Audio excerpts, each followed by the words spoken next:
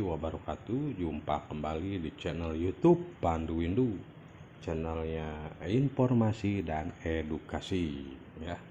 Semoga para penonton YouTube Pandu Windu selalu diberkahi dan selalu mendapatkan rezeki yang melimpah. Nah, teman-teman ya, pada kesempatan kali ini Pandu Windu akan menjelaskan tentang pantun ya. Ada pengertian, ciri-ciri, dan contoh pantun ya. Teman-teman mungkin sudah paham ya apa itu pantun atau sering mendengar ya pantun-pantun ya, di televisi, di setiap acara. Nah ya, pasti akan ada aja orang yang berpantun. Nah, jangan lupa sebelumnya like, komen, dan subscribe.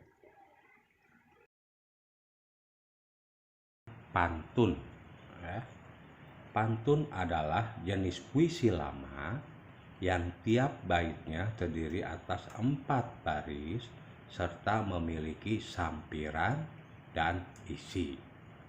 Nah, sebelum mengenal apa saja jenis dari pantun, ada baiknya teman-teman memahami dengan baik dulu ciri-ciri dan dari jenis puisi lama yang satu ini ya. Jadi sekali lagi, pantun itu merupakan jenis puisi lama atau sastra lama yang terkait oleh aturan. Ciri-ciri pantun. Nah, jenis puisi lama yang asal bermula dari kata patuntun ini pada dasarnya diharapkan dapat menjadi penuntun hidup bagi orang yang mendengar maupun membacanya. Tidak hanya sekedar berisi nasihat atau imbauan, penyampaiannya pun memiliki ciri khas yang begitu kental seperti berikut ini. Pantun yang pertama adalah tiap bait terdiri atas 4 baris. Nah, jika prosa mengenal ada paragraf untuk tiap rangkaian kalimat yang berada dalam satu gagasan utama, jenis puisi lebih akrab menyebutnya sebagai bait. Tiap bait biasanya berisi untayan kata-kata yang berada dalam satu gagasan dan umumnya mempunyai ciri khas tersendiri bergantung jenis puisinya. Khusus untuk pantun, puisi lama yang satu ini memiliki ciri khas kuat, yaitu tiap baitnya selalu terdiri atas 4 baris. Barisan kata-kata pada pantun dikenal juga dengan sebutan larik ya. Jadi sekali lagi, dalam pantun itu terdiri dari 4 baris. Nah, barisan kata-kata pada pantun dikenal juga dengan sebutan larik. Kedua adalah 8-12 suku kata di tiap baris ya. Mulanya pantun cenderung tidak dituliskan, melainkan disampaikan secara lisan. Karena kita tahu ya, sastra lama atau puisi lama itu dulu jenisnya folklore ya, lisan. Nah, karena itulah tiap baris pada pantun dibuat sesingkat mungkin, namun tetap padat isi. Oleh karena alasan inilah, tiap baris pada pantun umumnya terdiri atas 8-12 suku kata. Ketiga, memiliki sampiran dan isi. Nah, salah satu keunikan pantun yang membuatnya menjadi begitu mudah diingat adalah jenis puisi lama yang satu ini tidak hanya padat berisi, melainkan juga memiliki pengantar yang puitis hingga terdengar jenaka. Pengantar tersebut biasanya tidak berhubungan dengan isi, namun menjabarkan tentang peristiwa atau kebiasaan yang terjadi di masyarakat. Pengantar isi pantun inilah yang kerap dikenal sebagai sampiran.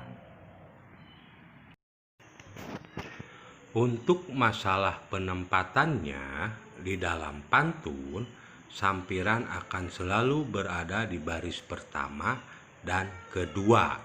Sementara itu, isi pantun menyusul di posisi baris ketiga sampai keempat, ya. Jadi sampiran itu posisinya ada di baris pertama dan kedua. Kemudian baris ketiga dan keempat itu disebut isi. Ciri pantun yang keempat itu berima atau bersajak ABAB. Rima atau yang juga disebut dengan sajak adalah kesamaan bunyi yang terdapat dalam puisi. Biasanya jenis-jenis puisi lama kental akan rima, termasuk dengan pantun. Khusus untuk pantun, jenis puisi yang satu ini memiliki ciri khas yang begitu kuat, yakni rimanya adalah ABAB. Jadi posisi di akhir katanya itu harus silang, ABAB.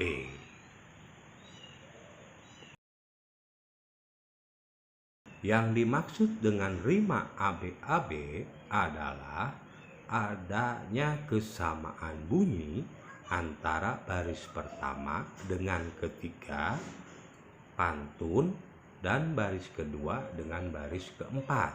Jadi kesamaan bunyi pada pantun selalu terjadi antara sampiran dan isi, ya. Nah, itu yang disebut dengan rima atau persajakan, kesamaan bunyi di akhir kata. Itu tadi pengertian dan ciri-ciri pantun. Nah, sekarang contoh pantun. Nah, di sini ada yang disebut dengan pantun nasihat, ya. Pada dasarnya, pantun dibuat untuk memberi imbauan dan anjuran terhadap seseorang ataupun masyarakat. Karena itulah tema isi pantun yang paling banyak dijumpai berjenis pantun nasihat. Pantun yang satu ini memiliki isi yang bertujuan menyampaikan pesan moral dan didikan. Contoh pantun nasihat. Di jalan tak sengaja berjumpa daun sugi, ingat manfaat lantas cepat dibawa. Nah, baris pertama dan kedua itu disebut sampiran. Tiada belajar, tiada yang rugi, kecuali diri sendiri di masa tua. Nah, baris ketiga dan keempat itu disebut isi. Nah, di sini ada sugi, dibawa, rugi, tua. Nah, itu yang disebut dengan rima. Pantun jenaka. Sesuai namanya, jenis pantun yang satu ini memang memiliki kandungan isi yang lucu dan menarik.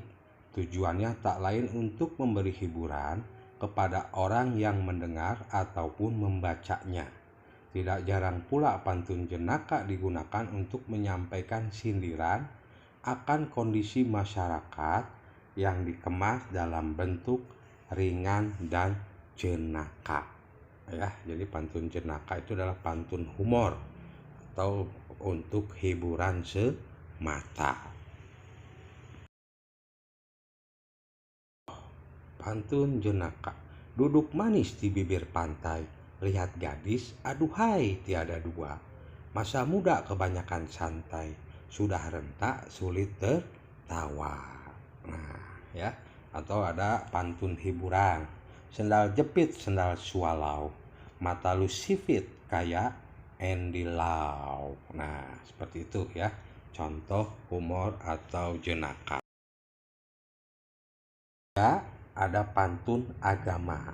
Jenis pantun yang satu ini memiliki kandungan isi yang membahas mengenai manusia dengan penciptanya, yaitu dengan Tuhan. Tujuannya serupa dengan pantun nasihat, yaitu memberikan pesan moral dan didikan kepada pendengar dan pembaca. Akan tetapi, tema di pantun agama lebih spesifik karena memegang nilai-nilai dan prinsip agama tertentu. Pantun agama. Kalau sudah duduk berdamai, jangan lagi diajak perang. Kalau sudah dipakai, jangan lagi dibuang-buang. Nah, ya, itu adalah salah satu contoh pantun agama. Ada pantun berkasih-kasihan, ya. Sama dengan namanya, isi dari jenis pantun yang satu ini erat kaitannya dengan cinta dan kasih sayang. Umumnya pantun berkasih-kasihan tenar di kalangan muda-mudi Melayu untuk menyampaikan perasaan mereka kepada kekasih maupun orang yang disukainya. Orang yang sedang jatuh cinta biasanya suka berpantun. Contoh pantun berkasih-kasihan. Jelas sudah muram si duda, karena kasihnya tiada lagi asa. Tiada detik bias wajah dinda, hingga lapar tak lagi terasa. Nah, ya. Nah, itu contoh pantun berkasih-kasihan. Nah, ya.